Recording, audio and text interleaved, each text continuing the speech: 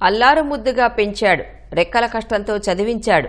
5 కుమార్తెలు కుమారుణ్ణి ఎలాంటి లోటు రాకుండా చూశాడు. కానీ కడుపున పుట్టిన వారే కాటికి పంపుతారని అనుకోలేదు ఆ తండ్రి. రిటైర్మెంట్ డబ్బులు ఇవ్వాలని తండ్రిని హతమార్చిన కేసులో నిందితులకు కోర్టు జీవిత ఖైదు విధించింది. దోషులుగా నిర్ధారైన వారిలో 2 కుమార్తెలు 1 కుమారుడు ఉన్నారు. తెలంగాణలోని రంగారెడ్డి జిల్లా జిల్లేలగూడలో 2018లో జరిగిన ఈ ఘటన అప్పట్లో కలకలం రేపింది.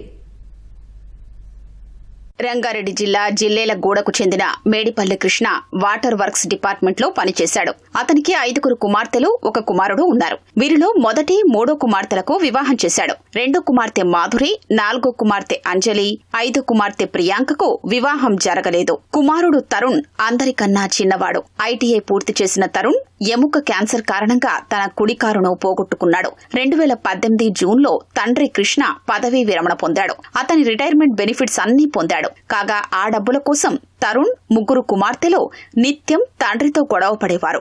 వేధింపులు తట్టుకోలేని కృష్ణ సమీపంలోని నందనవనం కాలనీలోని వేరే ఇంట్లోకి మారాడు. 2018 నవంబర్లో ఒకరోజు తన సొంతింటికి వెళ్లాడు. ఇదే సమయంలో ఇంట్లో తరుణ్, ప్రియాంక, మాధురి, అంజలి ఉన్నారు. రిటైర్మెంట్ డబ్బులు ఇవ్వాలని మరోమారు తండ్రితో పిల్లలు వాగ్వాదానికి దిగారు. కృష్ణ అందుకు ఒప్పుకోకపోవడంతో ఇనుప రాడ్డుతో తరుణ్ దాడి చేశాడు. కాళ్లు, తలపై తీవ్రంగా కొట్టాడు.